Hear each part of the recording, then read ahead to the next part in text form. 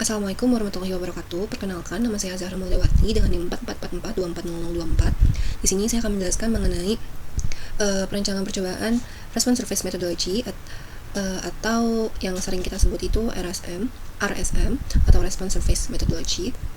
Jadi RSM ini adalah teknik matematika dan statistika yang berguna untuk memodelkan dan menganalisis data di mana respons yang diteliti itu dipengaruhi oleh beberapa variabel dan juga bertujuan untuk memaksimalkan respons. Nah, langsung aja kita ke tugas case study. Jadi yang pertama ini Central Composite Design. Tim riset dan pengembangan R&D di industri kimia pangan sedang mengoptimalkan proses sintesis senyawa fungsional baru. Berdasarkan studi pendahuluan, efisiensi proses sintesis ini sangat dipengaruhi oleh 3 faktor utama, yaitu waktu reaksi atau A, suhu reaksi atau B, dan konsentrasi katalis atau C. Nah, untuk meminimalkan biaya operasional dan mendapatkan kondisi operasi yang paling optimum secara efisien, tim memutuskan menggunakan Response Surface Methodology atau RSM dengan rancangan Central Composite Design atau CCD tipe phase centered dengan alpha 1%. Respon utama yang diamati di sini adalah rendemen atau konversi atau yield.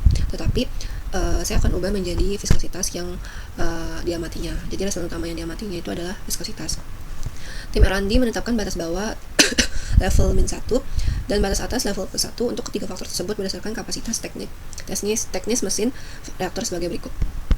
Di tabel 1 taraf pengujian ini ada faktor satuan batas bawah dan batas atasnya. Jadi waktu reaksi ini satuannya menit, suhu reaksi satuannya derajat Celcius, konsentrasi katalis satuannya persen. Dengan batas bawah 40, di sini 60 itu typo jadinya 80, dan konsentrasi katalis batas bawahnya 2. Begitu juga yang waktu reaksi batas atasnya 50, suhu reaksi 90, konsentrasi katalis 3. Nah, di sini ada hasil responnya. Kita menggunakan run day-nya itu ada day 1 dan day 2.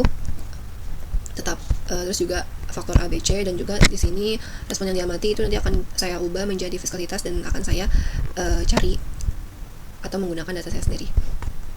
Nah, langsung aja kita ke aplikasi Design Expert. Di sini kita pilih yang Response Surface, nanti keluar kayak gini, terus kita klik aja yang Central Composite. Nah, setelah itu karena numeric faktornya tadi itu faktornya itu ada 3, maka kita lalu di sini kita masukkan yang A itu waktu reaksi, yang B suhu reaksi, dan yang C konsentrasi katalis. Ini unitnya menit, Celcius, dan persen. Lalu batas bawahnya 40, 82, 50, 93 seperti yang ada di soal tadi.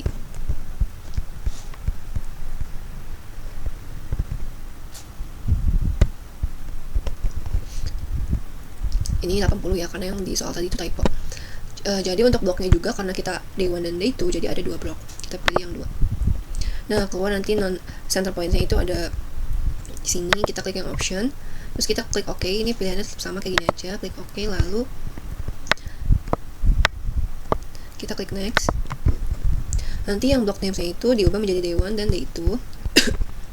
Kita klik next lagi, lalu responsnya itu karena tadi saya bilang responnya itu diubah menjadi viskositas dan unitnya itu centipoise atau CP. Lalu kita klik finish. Nah, nanti di sini keluar. Jadi 45, 85 dan 2,5-nya ini adalah center point. Nah, lalu kita samakan dengan data yang ada di yang sudah saya buat.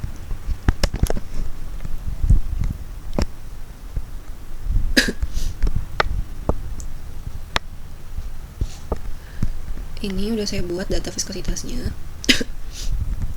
Yang pertama kita ini dulu yang 1,6891, kita klik 1,51 maksudnya. Terus yang 53 145,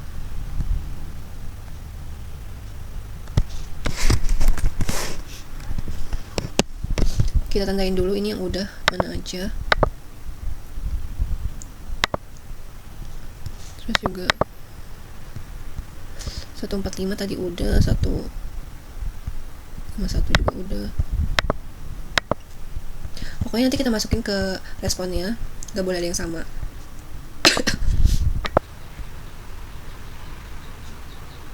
Nah, selanjutnya ini udah diisi semua di respon 1 viskositasnya dari data yang saya dapat.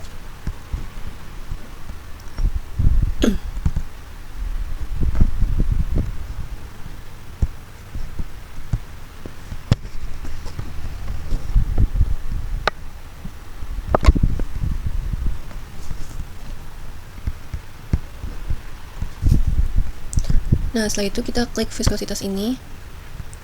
Lalu ini di sini analysis name-nya itu tinggal kita start analyze. Nah, di sini keluar hasilnya. Nah, karena di data kita ini disarankan desain expertnya ini kuadratik, maka bisa dicari nilai optimalnya gitu. Nah, jadi hasil yang didapat itu di sini yang di model itu p-value-nya 0,1427.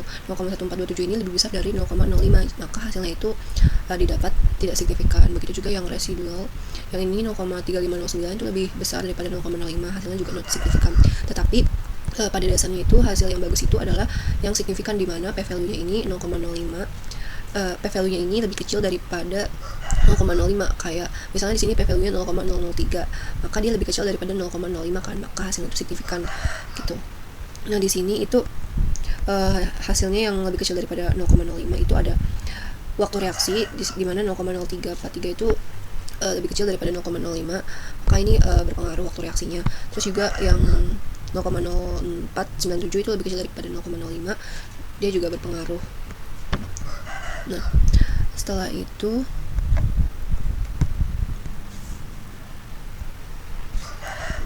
ini hasil dari viskositasnya.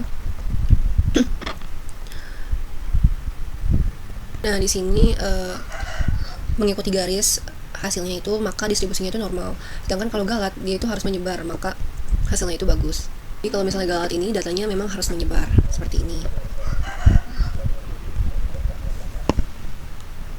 Nah, selanjutnya kita ke model graphs, yang kontur. Nah, dari sini kita bisa lihat kalau misalnya viskositasnya itu semakin tinggi nilainya, maka itu akan semakin agak ke orange gitu, agak kemerahan di sini itu, yang 152. Setelah kita lihat konturnya ini, kita bisa lihat yang bagian 3D-nya, kita pilih kontur, terus switch graph, lalu yang 3D surface. Nah, maka hasilnya keluar seperti ini. Nah, selanjutnya kita pilih yang di optimization numerical.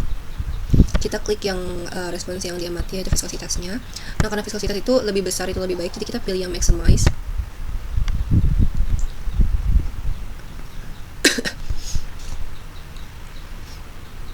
Nah, di sini untuk memiliki viskositas yang senilai 154,972 itu, waktu reaksinya itu harus 40 dengan suhu reaksi 90 dan juga konsentrasi katalisnya 2,82881, maka hasilnya akan optimal. Seperti itu. Cukup sekian penjelasan dari saya, kurang dan lebihnya saya mohon maaf. Wassalamualaikum warahmatullahi wabarakatuh.